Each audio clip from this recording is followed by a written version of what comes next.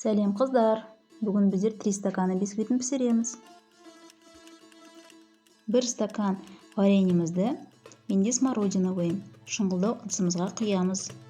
Үстіне 1 шай қасық ас содасын салып араластырамыз. Менің каналыма тіркеліп, лайк басып кетіңіз және видеомды соңына дейін қараңыз. Осылай көпіруі керек. Жақсылап араластырамыз. Бұл өте бюджетный бисквит. Әркімнің үйінде бар ингредиенттерден тез дайындалатын өте дәмді десерт. Үстіне келесі стакан домашний айранымызды құйып, тағы да жақсылап араластырамыз.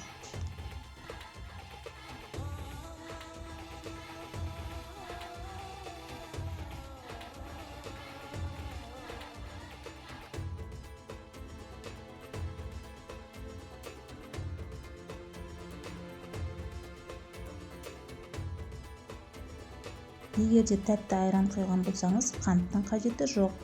Ал менде айраным тұщы болды, сондықтан 1 ас қасық қант қостым және 1 ас қасық май құйдым. Тағы да араластырамыз.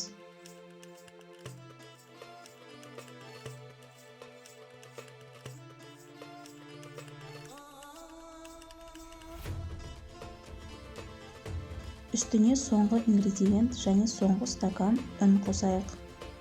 Дұрыстап тұрып араластырайық. Ұнымызды бөліп қосамыз.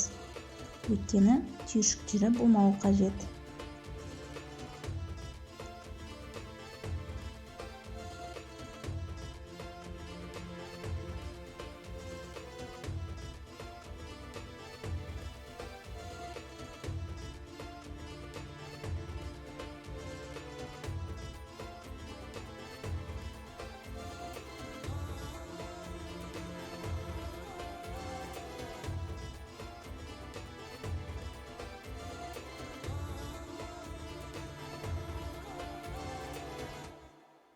Қоймалжың тестіміз дайын болды.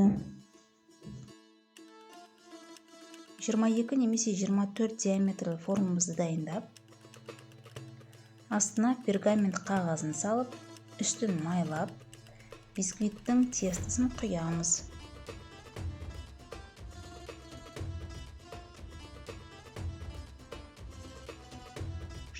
градус пешке 35-40 минут пісіреміз.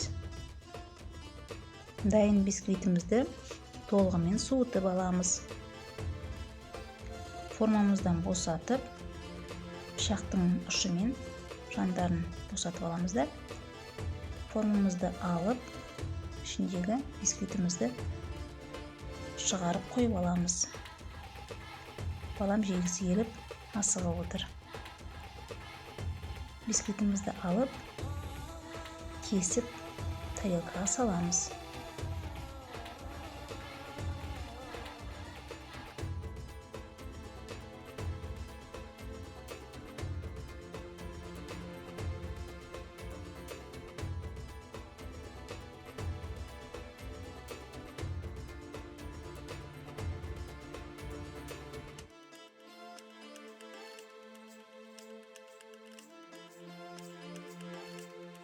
Әдемілік үшін үстіне сахарный пудра септім.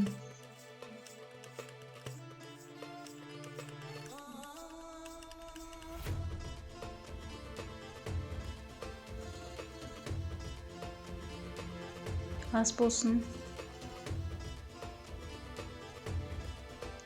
Сендермен болған сиқырлы тағам каналы және мен Дана.